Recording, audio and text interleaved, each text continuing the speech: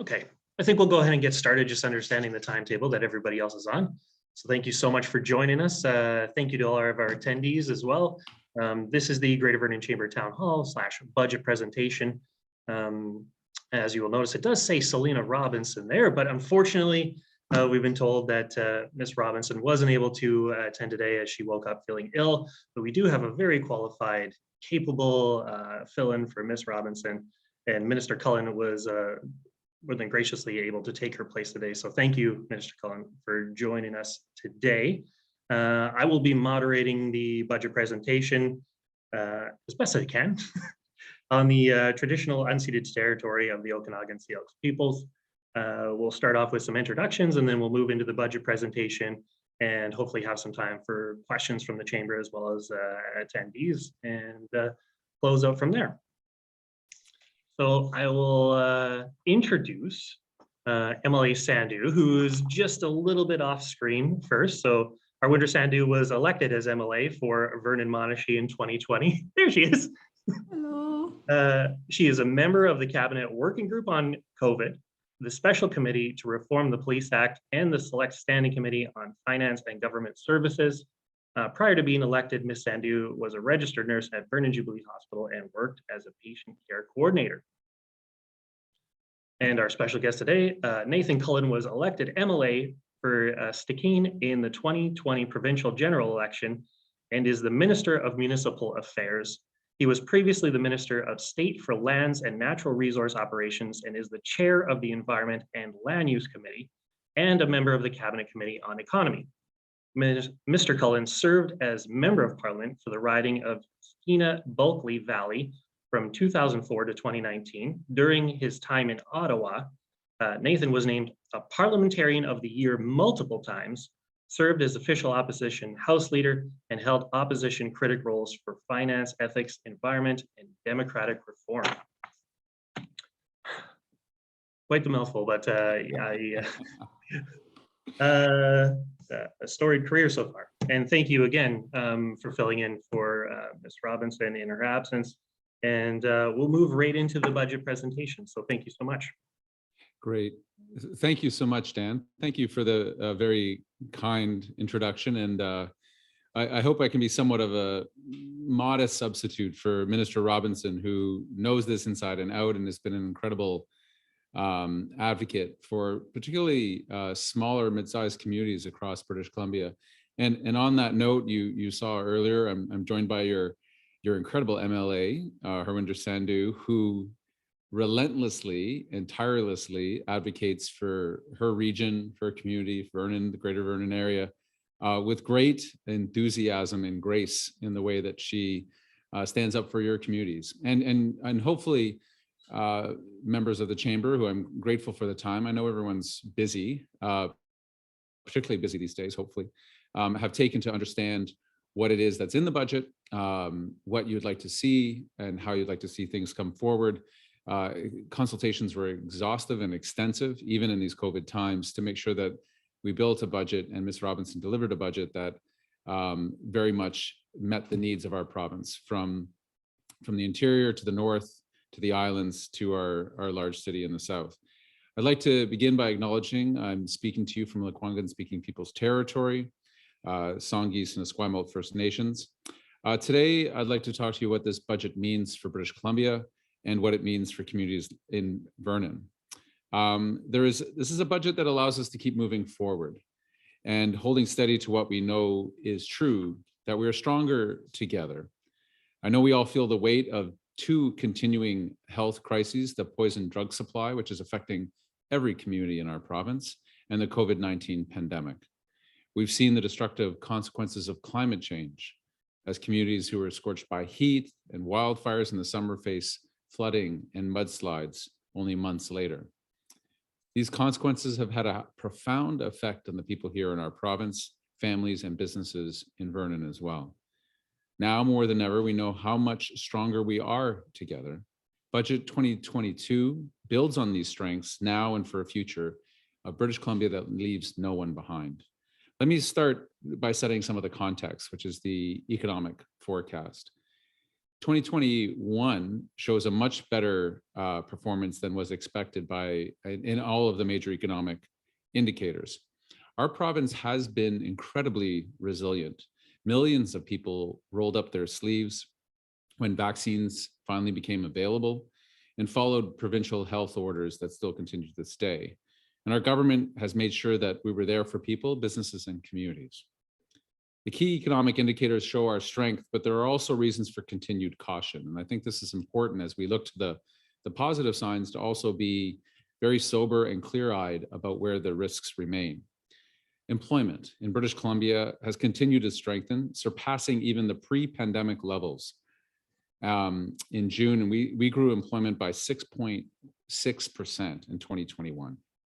BC retail sales, always a clear indicator of how the economy is doing, is up 13.6% to date in November 2021, and partly supported by strong wages and salary growth that we've seen across the board. Inflation does remain a concern, and the volatility of the housing market is also part of this conversation. Housing starts were incredibly strong in this past year, increasing by 25.6% to 47,607 units in 2021. That's a record for annual housing starts. Despite this and a number of other efforts from our government, high home sales and low inventory have led to an increase in prices across the board. And this is obviously a great concern for affordability for many families. We know that some sectors like tourism, hospitality, recreation, and live events have yet to fully recover from the effects of the pandemic. But we'll continue to see an economic rebound in the year ahead, which will reflect a strong economic outlook that you see in budget 2022. So let me start with some of the high-level highlights. Budget 2022 reflects the choices government is making that are needed to build a stronger British Columbia and make life more affordable for people by investing in BC's economy, environment, and our social strengths. We build upon our efforts to improve access to healthcare closer to home, to make progress for families by advancing our $10 a day childcare program, to build schools, hospitals, more affordable housing and transportation infrastructure while creating thousands and thousands of new jobs in those fields, to grow a strong and skilled workforce, to build strong, resilient communities while taking action to fight climate change, to provide stable funding for those providing vital services, and to grow an economy that works for everybody. An aspect that you would know well in Vernon, and certainly I know representing the Northwest of British Columbia, is efforts on reconciliation. We're committed to advancing lasting and meaningful reconciliation with Indigenous peoples. While many items in the budget will matter to people across BC, including Indigenous people, some of the investments we are making are to support reconciliation specifically. $45 million up towards a partnership with the First Nations Health Authority to continue creating up to 15 First Nations primary care centers throughout the province, as well as funding for the Aboriginal Head Start program, which has proven to be incredibly successful. Funding to increase culturally appropriate housing for Indigenous people, both on and off reserve, which is unprecedented in our province's history for a provincial government to provide housing support on reserve. Budget 2022 also furthers reconciliation by funding a new Declaration Act Secretariat to advance the Declaration Act along multiple lines. Relationship building is key to our government. This new Secretariat and the new ministry will support and enhance relationship building with Indigenous peoples and will support environmental sustainability and reconciliation. We're also working to support Indigenous-led priorities to build a stronger environment. This includes funding for Indigenous-led clean transportation initiatives and the expansion of the Indigenous forest bioenergy economy. Let's talk about society more writ large for a moment. Building a stronger British Columbia involves building on our strengths, environmentally, economically, and socially. I'll go through each of these at a high level first. BC Budget 2022 seeks to build a stronger society that puts people first. Let's talk about healthcare. Our priorities continue to be the health and safety of British Columbians during the pandemic and beyond. We're continuing to provide time-limited funding to maintain our robust healthcare response to the COVID-19 pandemic and all of the health supports needed to keep people safe. In addition, we are making investments to improve our health and mental health care. increasing the number of urgent and primary care centers throughout the province, improving emergency health response times by increasing the number of paramedics and dispatchers. This budget also delivers $22 million to support survivors and to restore stable funding for 50 sexual assault service centers, reversing cuts that were made 20 years ago to these important services. We are continuing the work to bring healthcare services workers back under the employment of health authorities rather than private contracts to improve their working conditions. We are also making additional investments to expand mental health and addiction services, which builds on our historic investments in the program called Pathways to Hope, our mental health and addiction strategy, and brings funding for these vital services to more than $375 million a year. Let's talk about homelessness. I know an issue that is affecting virtually every community in this province. Through this budget, we are implementing a cross-government approach to prevent and respond to homelessness throughout our province. This new approach recognizes the importance of consistent, accessible, and integrated services. It starts with helping to ensure that our province's youth in care, who are most at risk of experiencing homelessness, are supported. Parenting responsibilities don't suddenly end at 19, nor do our government's responsibilities to young people in care. We're expanding services to youth aging out of care to their 27th birthday, and we're hiring more people to help guide them through this incredibly important life transition. We are also providing rent supplements up to $600 per month for 3,000 people with services to address health, substance use, and personal care. We're also adding up to 20 new complex care housing sites to support those who have the most challenge with accessing and maintaining housing and providing the intensive mental health and substance use services that they need. When the pandemic impacted housing and shelter arrangements for our province's most vulnerable residents, government was there to lease and purchase spaces so that they would be stably housed. The budget continues transitioning residents to permanent housing options. Let's talk about affordable, accessible, and high quality childcare. You can see through the graph on your screens that we have been making consistent improvements over the last number of years. These investments will reduce childcare fees to, on average, approximately $20 per day for children under the age of 6 by the end of 2022. And we will also reduce preschool and before and after school childcare fees for the 2023 and 2024 school year, dropping the average cost to less than $20 a day. We're improving accessibility with $31 million investment in new spaces to build on the 26,000 new spaces that have been funded to date and build 40,000 new spaces in the next 7 years, while increasing the Seamless Day program from 24 to 44 school districts. This budget also invests $80 million to expand the wage supplement to more early childhood educators, expand the number of ECE training seats in post-secondary institutions, and expand the dual credit program so that students have a pathway to their designation faster. This is going to make a real difference for families and businesses. Providing childcare services is not just a pillar of building a stronger society, it also helps build a stronger and more resilient economy and will allow families, especially women, to fill the more than 1 million job openings in our province by 2031. Budget 2022 reflects our government's commitment to build a stronger economy that works for everyone. We want to make sure that the people who live here are poised to benefit from a growing economy today and into the future by investing in an inclusive, sustainable, and innovative economy. Let's talk about how. Our government recently released its economic plan, and Budget 2022 provides more than $50 million to fund several initiatives and to begin progress on that plan to achieve a vision of inclusive and clean economic growth.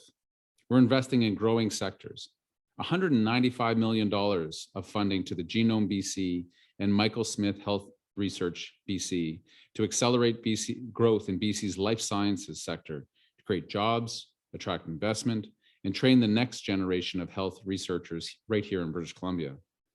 $18 million to continue to accelerate sustainable mining development in the province, after a record level of investment in mineral exploration this past year. The pandemic highlighted the importance of bridging the digital divide, and this budget will connect more than 280 rural and Indigenous communities so that people can access training, virtual healthcare, and the global marketplace. All of the investments, including our investment in childcare, help to grow an inclusive, clean economy. Let's talk about how we're supporting BC businesses. It's been an incredibly challenging year for many businesses in our province.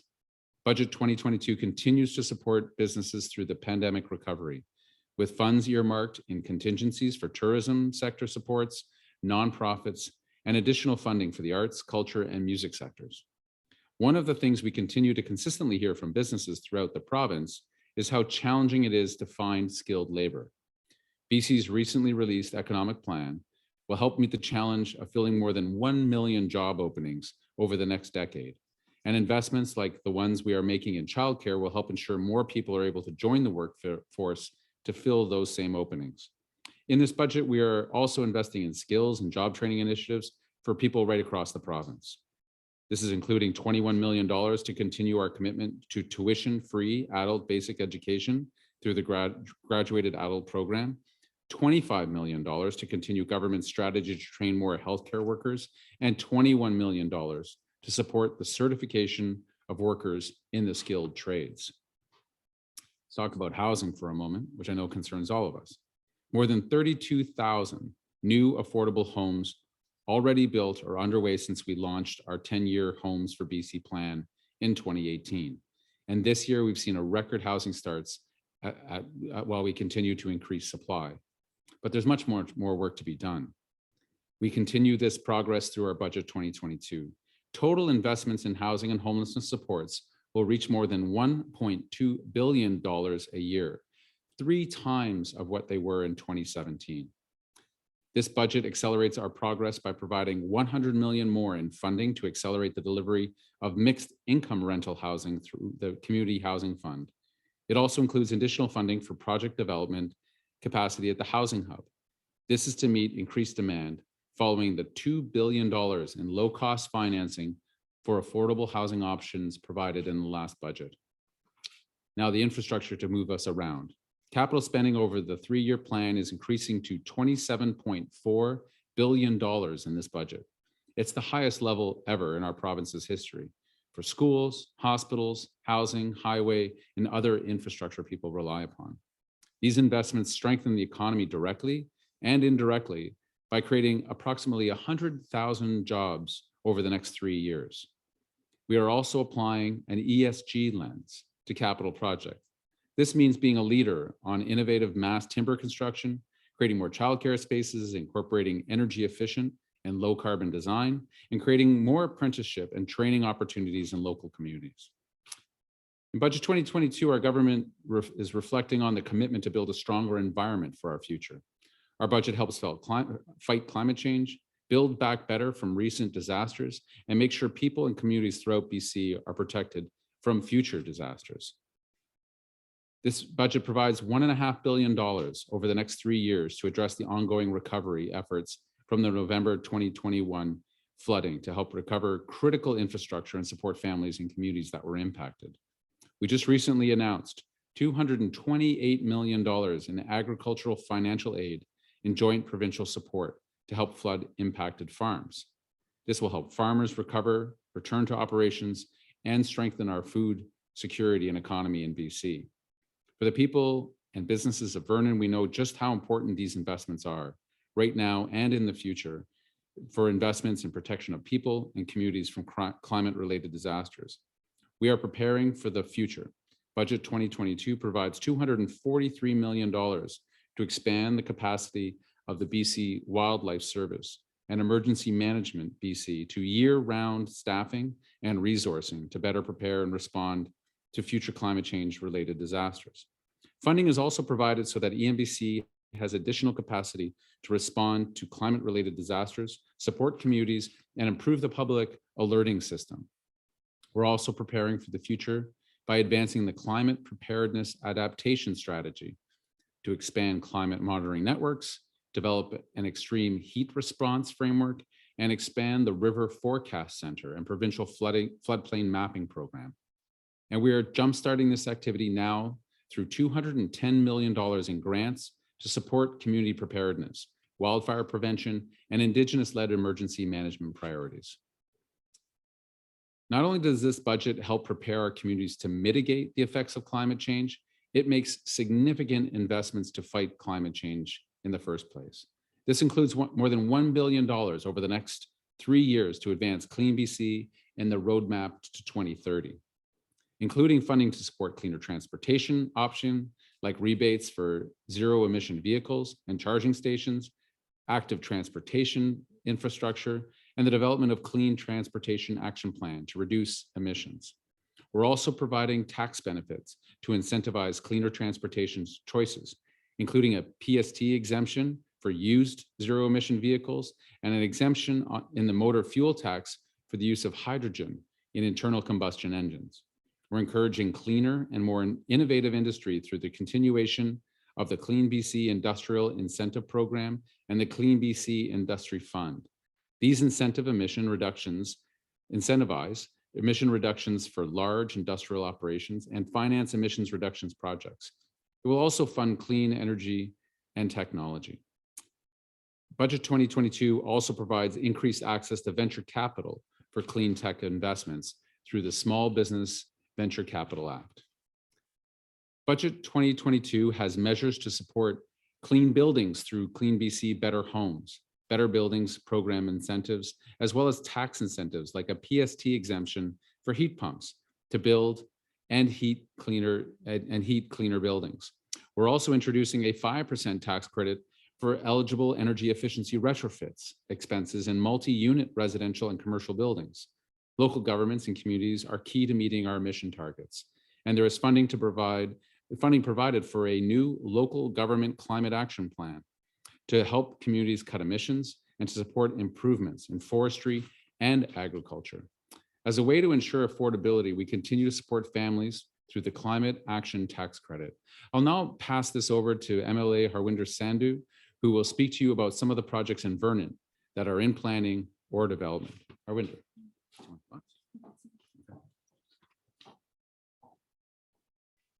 Thank you so much, Minister Cullen, for the introduction, and thank you everyone for joining. It's so good to see you.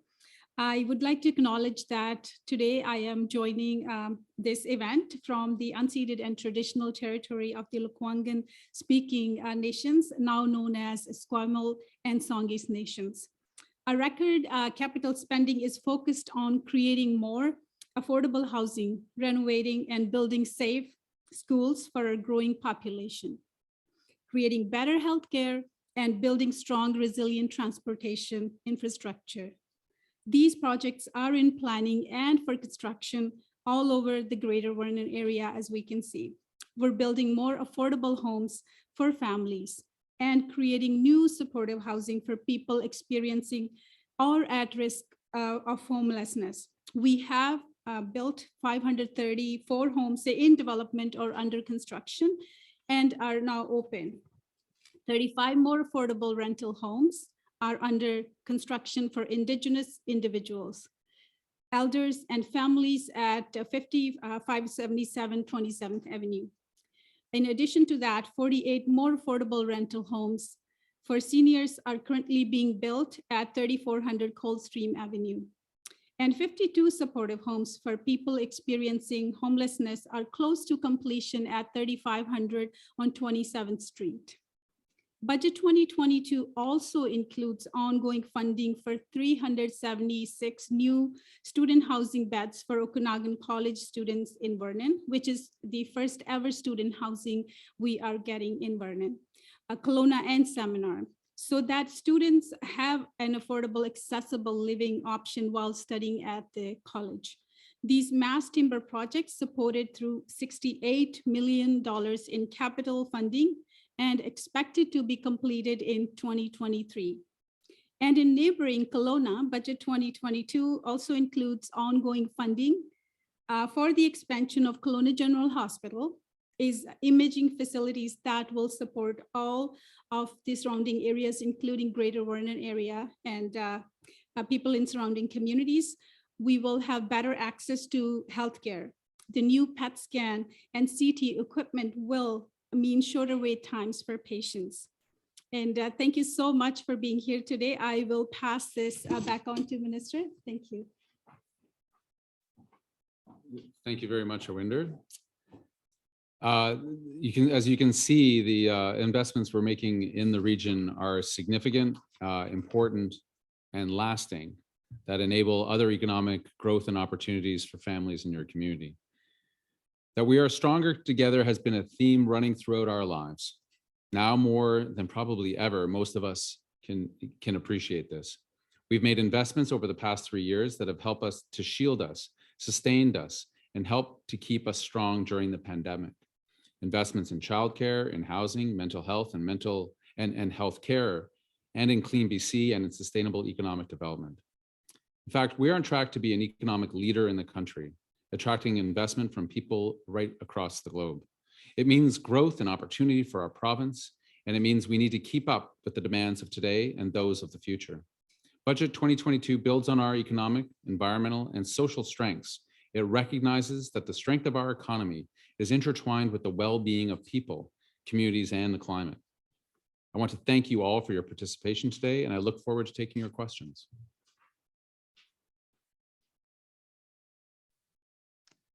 Well, thank you so much, Minister Cullen and MLA Sandhu, for your presentation on the budget. It's appreciated.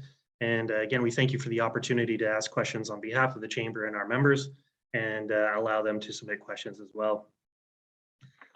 So there were still a few concerns coming out of the budget in regards to supports for business, as well as inflation that you mentioned, and affordability.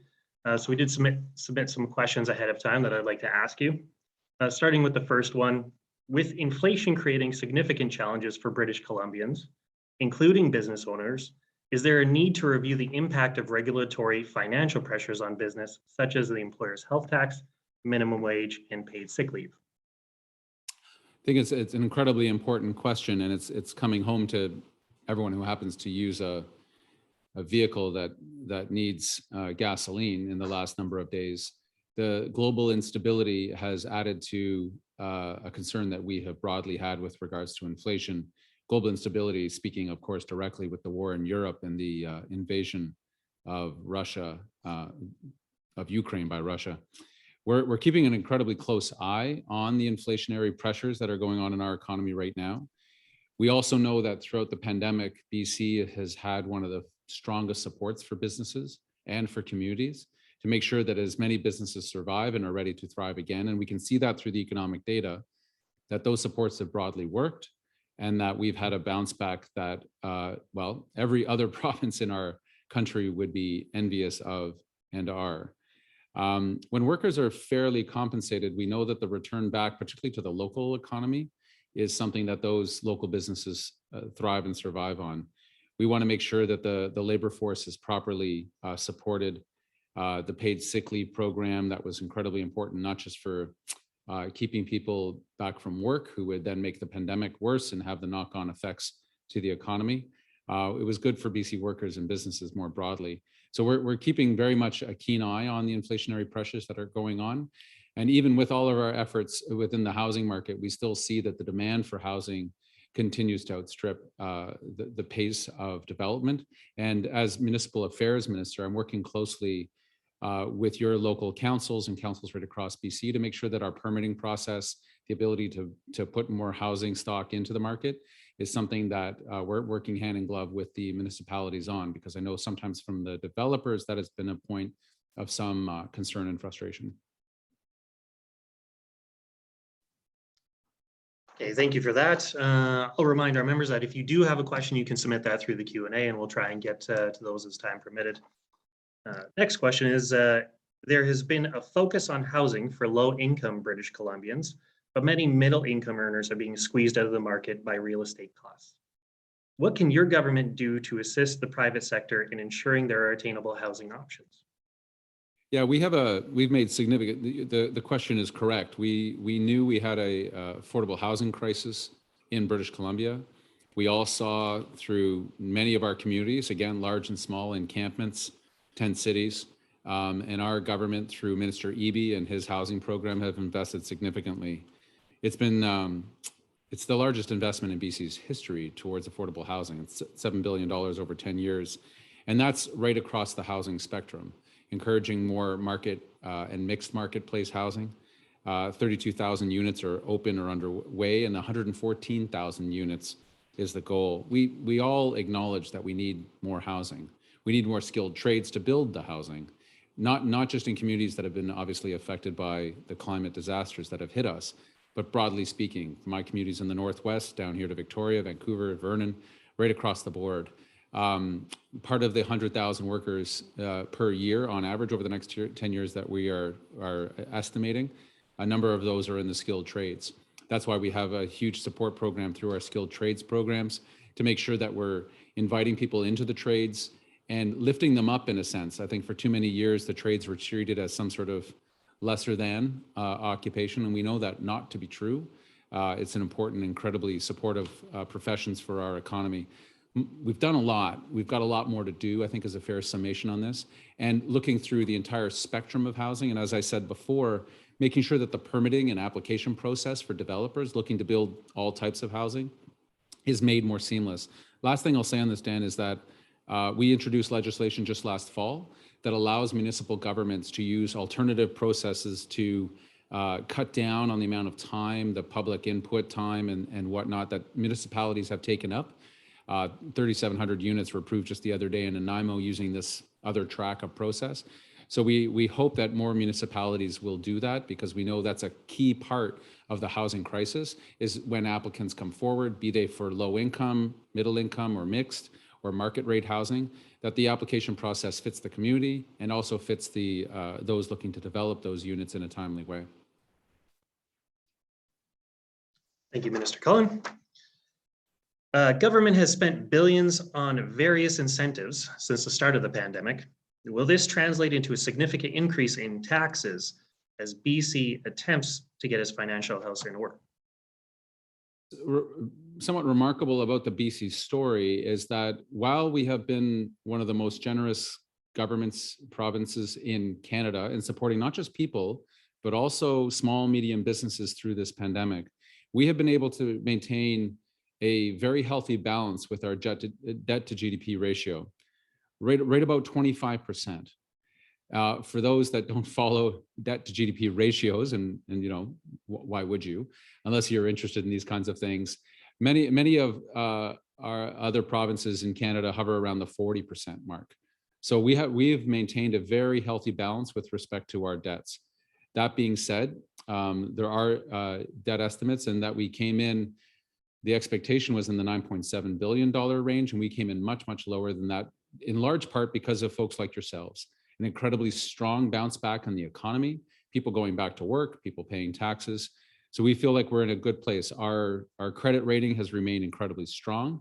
And this is something that I think we should all take pride in, because we haven't gotten to this point by cutting back on the supports for people and families and businesses. We made sure that the supports were there and the incentives were there. Minister Callon's got an incredibly ambitious economic agenda that you see funded in this program that is meant to attract and incentivize good businesses to BC. And last thing I'll say, the natural resources sector, again, coming from the north, I have maybe a bit of a bias.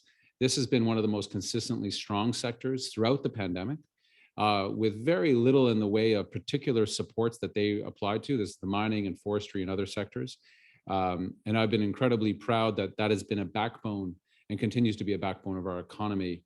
And we need to incentivize better, cleaner development in that sector as well. Yeah, we did get a question that came in between them. So it says, thank you for explaining the increased capital spending. However, please explain the capital income. How are we increasing our income? How are we saving? If I think about this properly, just if I understand the question properly, it is true that the infrastructure plan that we've put forward is the most ambitious in British Columbia's history. Some of that is in direct response to the crisis that we've faced, not just the pandemic, but also the climate change crisis that have wiped out I don't know if we have a final figure on it, hundreds of millions of dollars of infrastructure in BC. And our commitment to the people that were affected by those, and the interior was affected because of the link broken to the lower mainland, our rail and our energy transportation units were all greatly damaged. And we knew what the knock-on impact would be to our economy if we can't move goods and people efficiently across our province. We also know that we have an incredibly attractive place to live. BC has seen immigration levels that we have not seen since the early 80s.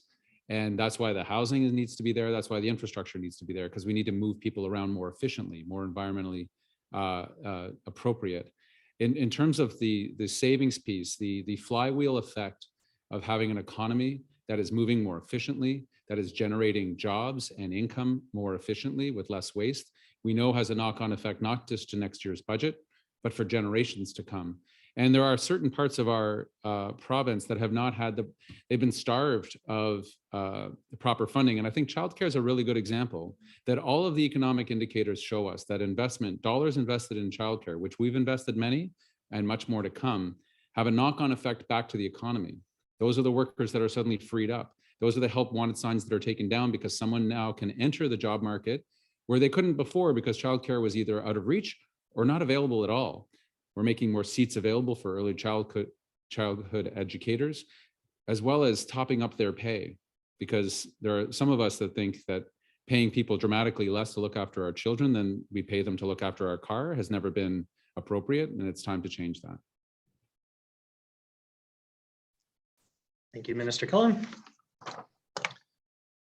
When will the BC government fulfill its commitment of $10 a day childcare as a way of supporting families and addressing the labor shortage? Yeah, thank you, Dan, for that. It's somewhat to the end of the last answer I gave. One of the challenges we are currently having is we have a very ambitious affordable childcare plan. Spaces and people are also required for that plan. Enough contractors to build the spaces when there are not spaces available in a lot of our communities, and enough people to come into the programs to train them up to be able to provide the service and to pay them so that we retain them. This has been a challenge in many of our small communities, particularly as the economy is doing quite well. When you're underpaying people, undervaluing them, and there's other opportunities, they move on. So retention has been a huge challenge. So by the end of this year, we'll have created 12,000 of $10 a day affordable childcare spaces. That's not nothing. That's up to 12,000 families, 12,000 people who are impacted, where suddenly the choices that family can make. I was raised by a single mom. The choices that family can make, that mother can make in particular, are suddenly much broader than they were before, when childcare was out of reach or far too expensive or so much of your income went that way. We're also looking at, we've really helped support before and after school programs because we know we need greater flexibility in the workforce. And we've huge investments, and I'll end this answer here, Dan, on our connectivity, our ability in small and large communities alike to make sure that people have the broadband that they need to be able to create those businesses at home and support them, or telework, telehealth, all of those other things. Minister Bear has been an incredible advocate as Minister for Citizen Services in providing significant, unprecedented amounts of money, frankly, in partnership with the federal government and with the private sector.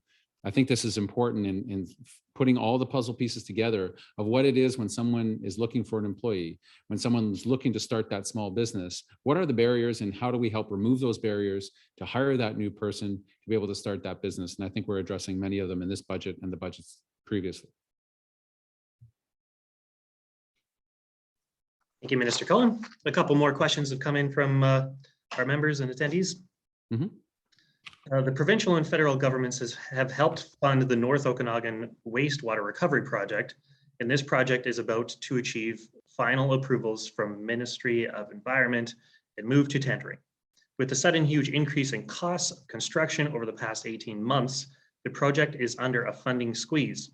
Is there a consideration being given by the provincial government to work with these kinds of projects to help ensure their success and completion? Thank you, and I'll invite Harwinder if she wants to comment on this as well. As Minister of Municipal Affairs, we've seen this across a number of projects, that in the time period from when an application comes in the door to, for whatever reason, sometimes it's held back by the community for good reasons. Sometimes there aren't contractors that are coming in to bid on certain projects, but we do know that the time generally has made things more expensive. Working with our federal partners on this is critical, as it is not just on projects like the one you talked about in terms of wastewater, but on a significant other projects that are sometimes affected by the climate crisis. The federal government has had a long-standing rule that when there's been something destroyed through an emergency of some kind, we have to build back to the standard of what it was before. Well, we know on certain infrastructure projects that makes no sense in a climate changed world. You don't want to build back exactly the same level of strength of the road or the bridge or the aqueduct because the weather has changed. I don't know, Harwinder, did you want to speak to this project in terms of change? Yes, thank you, Minister, and thank you, Dan, and whoever asked question. This question is near and dear to me, and as your MLA, I want to share that this question, as even when I was a new first elected a few months to my role, I have brought it to ministry's attention, and I'm glad the minister, being a new minister for municipal affairs, and staff is also taking note, because this is very important project for our community, and I have been advocating and I've addressed these concerns. So staff will take a note, and then we'll send you more updates as well. But as your MLA, I reassure you that this, it would be amazing. This is amazing project, and always we can have those discussions how we navigate through these challenges. So we'll be on the table. Thank you. Yeah, and if I didn't say it clearly enough, happy to work with proponents and Mayor Cumming and all that are implicated by the project, because we know how critical this particular piece of infrastructure is for the community. Okay, thank you, Minister Cullen and MLA Sandhu. Next question came in, maybe from a place of frustration, I suppose, but it says housing affordability is being drastically affected by multiple layers of federal and provincial taxes. Is there a point on which government stops adding new forms of taxes on small business? In terms of housing affordability and the taxation rate for BC businesses, I'd have to ask the questioner for a bit more detail of what the building of houses and the taxation rate, federal and provincial, might be in terms of affecting that. What we know on the housing side of things is there's a number of effects. One of them is stock. One of them is, the basics of supply and demand. When the demand is far outstripped supply, we have a worker shortage in this province, which has driven up labor costs, which has driven up the costs of developing large-scale housing projects, but also just for the individual looking to build a house or expand. I think there's been some neglect towards our trade. I know there's been neglect towards our trades over a number of years, as I said, somehow diminishing what people in the trades would do. Our government has taken a very different approach, in opening up more spaces for people in the trades, and also treating them with I believe, the respect that they deserve as a profession would. So having more people enter the trades to be able to build those houses. And in terms of building into the mixed housing stock and the market rates housing stock, we know will take the pressure off the low income supply as well. So those that are struggling even to get any reliable housing at all can suddenly move into those spaces, as well as our significant investments in affordable housing across the board. I think we're just seeing many projects across the province that are getting one or few bids put upon it, even though they're profitable bids, just because we simply don't have the supply of labor. And the current instability in the global market, particularly with respect to fuel prices because of Russia's aggression against Ukraine, have increased costs in other ways as well for supplies and whatnot. So we know we face multiple challenges, but we've been very much, I don't know if there's been a more activist government on the housing issue than our government, certainly in BC's history, but I would say throughout the country, because BC, like I said, we have the great fortune and challenge of being a place a lot of people want to live. Thank you, Minister Cullen. Another question from an attendee. In Vernon, our average lot cost is over $300,000. All regions in BC need less restrictions and more inventory to help reduce costs of new lots. Will the province help and encourage less restrictions that are in place? Yeah, we've been very assertive in working with all sorts of folks on the land management side of things and decision making, from the Agricultural Commission to others as partners, to say, where is it that we have availability for housing? Where is it that lots can be brought forward? Sometimes there can be multi-jurisdictional impacts on this, that it can be a regional district, it can be a town and their official community plan. that sets out a certain purview of the number of lots that are available. Happy to work with the town and work with MLA Sandhu to find out if there are solutions that bring more affordability to the purchasing of lots that people are wishing to build housing on. It's multiple layer, multiple jurisdiction, but we all have common interests, I would hope, which is having more supply, more affordable supply, so that people can build houses and live in those homes. We've done a lot, as you know, because of the knock-on effect, and particularly the Vancouver market, the speculation tax, looking at disclosing foreign ownership. These are some of the things that under previous governments were left to run rampant. Housing became a speculation game for some as a way to turn very, very large profits. We see housing as a human right and as a place to live, not simply as a place to for profit motive alone. Okay, thank you. Got another question that came in.